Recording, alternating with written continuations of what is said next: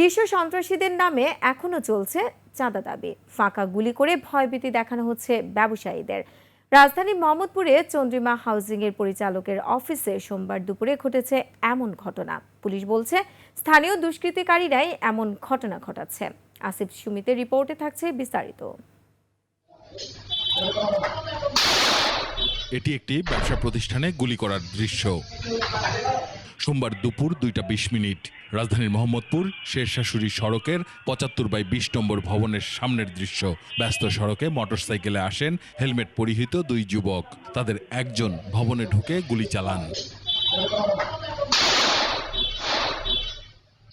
তবে এই গুলি চালিয়ে ভয় দেখানোর উদ্দেশ্য কয়েক মাস পুরনো।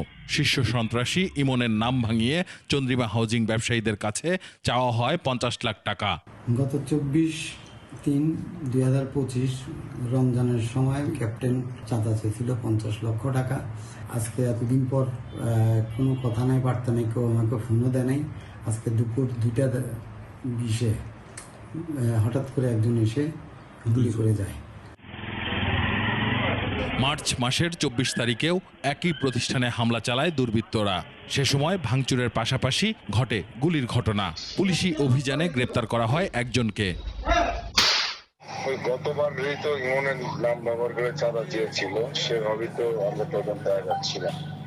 এখন বলতে ইমনের সংশ্লিষ্টতা পাওয়া যায়নি।